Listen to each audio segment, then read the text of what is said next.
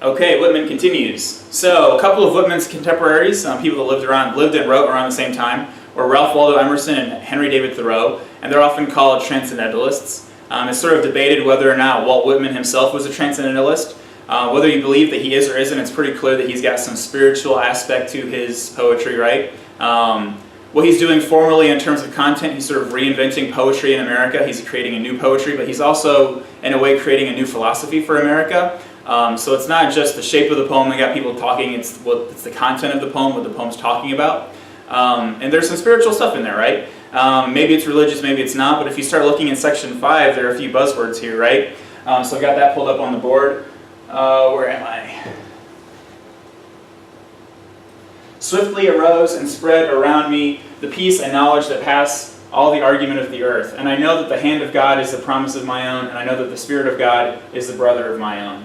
So he's using the buzzword God, right, in this poem. So, automatically it's going to start making you think about spirituality and religion. Is this a Christian poem? Is it some other kind of religious poem? Does it not really embrace God in a capital G sort of way, although it is capitalized? But is he talking about a more sort of generic God? Is it more spiritual than it is religious? We can hop over to section 6.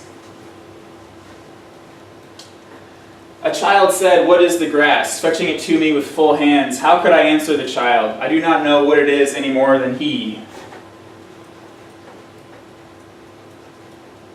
I guess it must be the flag of my disposition, out of the hopeful green stuff woven. Or I guess it is the handkerchief of the Lord. And the Lord here again is another one of those buzzwords, right? When you hear the words God and Lord, you're thinking about religion, you're thinking about spirituality. So is this a Christian poem? I mean, it's probably not. A lot of the things that Whitman is saying were sort of controversial, right? The way that he views the body, and we'll talk about that, but he embraces the body, right? He says there's nothing wrong with the body, I shouldn't be ashamed. I'm a poet of the body as well as the soul. So the transcendentalists, to transcend means to sort of get beyond the body. So in a way, the Whitman is not a transcendentalist because he embraces the body. I think that he finds, if he transcends, it's not, he uses the body to transcend, which I think is an interesting way of thinking about that. But this idea of religion and spirituality comes back later in sections 19 and 20. So we'll find those.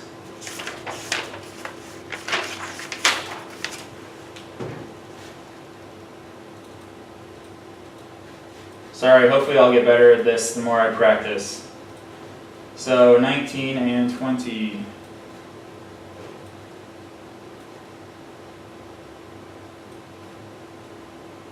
Okay, so I'll just begin reading the first stanza and part of the second stanza. This is the meal equally set. This is the meat for natural hunger. It is for the wicked just the same as the righteous. I make appointments with all. And again, buzzwords, right? Wicked and righteous. This makes me think of maybe the Old Testament, certainly the New Testament. I make appointments with all. I don't know how religious any of you are, or maybe you know parts of the Christian tradition without actually practicing it. But that's part of the MO of Jesus, right? He sort of embraces everyone. I make appointments with all. I will not have a single person slighted or left away. The kept woman, sponger, thief are hereby invited. The heavy-lipped slave is invited. The venerealee is invited. There shall be no difference between them and the rest. This is the press of a bashful hand. This the float and odor of hair. So a couple other things remind me of New Testament preachings from the Bible. This idea of inclusion. I will not have a single person slighted or left away. Among his disciples, Jesus included sinners, right? I'm remembering, Zacchaeus wasn't a disciple, but he makes a point of bringing the tax collector, who nobody likes, into the fold, right? He's obvious, he's a sinner, and so Jesus still embraces him. And I don't want to suggest that this is a Christian poem, but there are parts of this, these are allusions, I think, right? So they sort of refer to other texts. When I read this, I automatically think back to parts of the Bible that I'm familiar with. That line, this is the press of a bashful hand. Bashful is another word for meek or humble, and that's another thing that Jesus talks about in the New Testament. And I find that sort of interesting.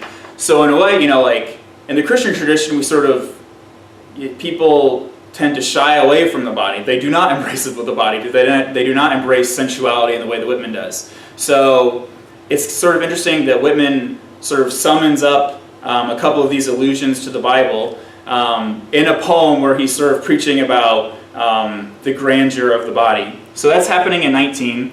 I think, though, he starts to sort of rebut his own argument. So if he's summoning the Bible in section 19, I think he's sort of undermining that summons in section 20.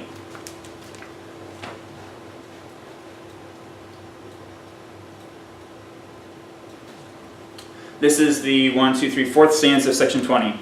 I do not snivel the world over, that months are vacuums in the ground but wallow in filth.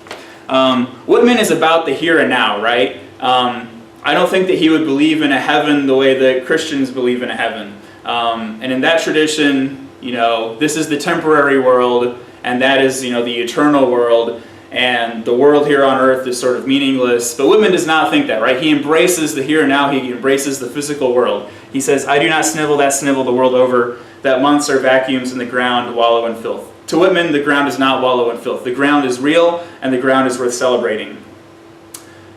Why should I pray? This is on the next page.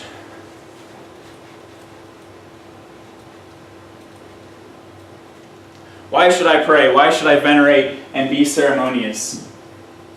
I find no sweeter fat than sticks to my bones. In all people I see myself. So these are another couple of lines that make me think of, in a way they make me think of the Bible, but they also seem to undercut what the Bible is saying. Why should I pray? So if he's got us thinking about the Bible in section 19, he's starting to undercut that at the top of the next page in section 20. I find no sweeter fat than sticks to my bones. So again, he's celebrating the body, right? This is the thing that's most important. This is how I will find my transcendence. It's not through some other of God. I'm going to find my transcendence through the body, okay? And this line, in all people I see myself, I find that really interesting too. It makes me think not of the New Testament, but of Genesis. God created man in the image of himself, right? But in all people I see myself. It's almost as a way of Whitman saying, we're all created in each other's image, and my image is the same as your image, and sort of undercutting this idea that there's a God that's creating all of these things. So I find these to be two interesting passages, these two sections. They're back to back. So in 19, I think he's summoning the idea of the Bible, and then in 20, he seems to be undercutting that, which I think makes sense. I think it's too simplistic to say that Song of Myself is a Christian poem. I totally don't believe that, but I don't believe that there's no spirituality or there's no sort of religious aspect to it. I think there are, and so these two sections show just how complicated that relationship is for Whitman. It's not cut and dry. You don't find your transcendence or your bliss or whatever you want to call it just by going to church and seeking it through another. You have to find it inside yourself.